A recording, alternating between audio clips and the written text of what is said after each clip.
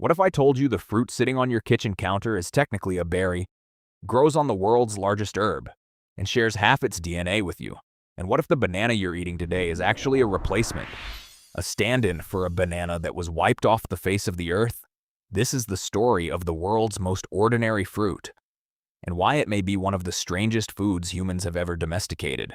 Every single day, over 100 billion bananas are consumed around the world, more than any other fruit on the planet. They outsell apples and oranges combined. In a world of trendy superfoods and expensive wellness routines, the banana just quietly sits there, costs 30 cents, and outperforms all of them.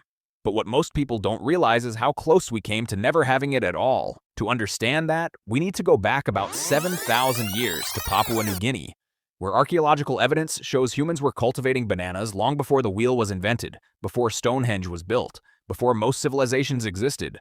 Those early bananas, though, were barely edible, packed with hard seeds and almost no flesh. It took thousands of years of careful human selection to breed that banana into something worth eating. From Southeast Asia, bananas spread through trade routes into India, then Africa, then across the Atlantic. When Alexander the Great arrived in India in 327 BCE, he encountered bananas for the first time and brought word of them back west. But it wasn't until 1876 at the Philadelphia World's Fair that most Americans tasted one for the very first time. They were sold wrapped in foil, eaten with a knife and fork like a rare delicacy. Then came the banana the world fell in love with. By the early 20th century, one variety had completely taken over, a rich, creamy banana called the Gros Michel, or Big Mike. Every plantation grew it. Every store sold it. Everyone who tasted it said the same thing. It was better, sweeter, more intensely banana. In fact, that artificial banana flavoring you've tasted in candy, the one that tastes nothing like a real banana, it was actually modeled after the Gros Michel, not the banana we eat today. But in the 1950s, a fungus called Panama disease began sweeping through plantations worldwide. It attacked the roots, spread through the soil, and could not be stopped. By 1965, the Gros Michel was effectively extinct on commercial farms. The entire global banana industry nearly collapsed overnight. Growers found a replacement, a disease-resistant variety called the Cavendish. Milder, slightly less sweet. The banana you eat today, it survived.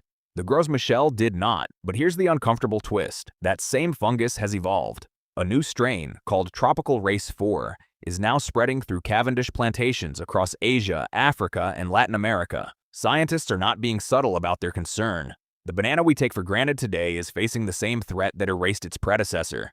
History may not be finished repeating itself. So what exactly are you eating when you peel one open? The weirdest fact, bananas contain so much potassium that endurance athletes treat them like natural electrolyte packs. And technically, the average banana is slightly radioactive because of it. Potassium-40, a naturally occurring isotope, is present in every bite.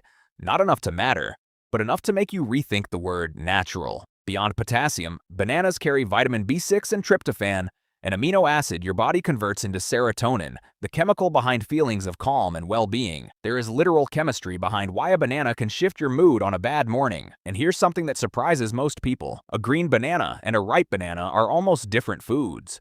Unripe bananas are packed with resistant starch, a carbohydrate that bypasses digestion entirely, feeds beneficial gut bacteria, and keeps blood sugar stable. As the banana ripens, that starch converts into simple sugars. It gets sweeter, softer, faster to digest. Those brown spots everyone avoids, that's peak ripeness, peak flavor. Now, the fact that tends to stop people cold. Banana DNA is about 50% similar to human DNA. Not because bananas are half human, but because all life on Earth is built from the same basic genetic toolkit. And the plant itself, not a tree. Despite growing 40 feet tall, it has no woody stem. Botanists classify it as an herb, the world's largest. Every plant fruits once, then dies. A new shoot rises from the same root system and starts over. Every single Cavendish banana in existence is a genetic clone of one original plant. No seeds, no variation, no evolution. That's not just a strange fact. It's exactly why a single fungus can threaten every banana on Earth simultaneously. Monoculture at a global scale is a beautiful, fragile, terrifying thing. Who benefits most from eating them? Honestly, almost everyone. Athletes use them for quick, sustained energy. People managing blood pressure get daily potassium support without a prescription. Anyone dealing with stress or poor sleep gets a quiet assist from magnesium and tryptophan. But the real advantage of a banana isn't any single nutrient. It's that it requires no preparation, costs almost nothing, and works. In a world of overcomplicated health advice, that's rarer than it sounds. We've cultivated this fruit for 7,000 years. We've nearly lost it once. We may be approaching that moment again. And through all of it, the banana has remained exactly what it always was. Simple, portable, and quietly extraordinary. So the next time you peel one open, take a second with it. You're holding something ancient, something scientifically strange, something that survived extinction once and might have to do it again, wrapped in 30 cents worth of yellow skin. Some things don't need to look extraordinary to be exactly that.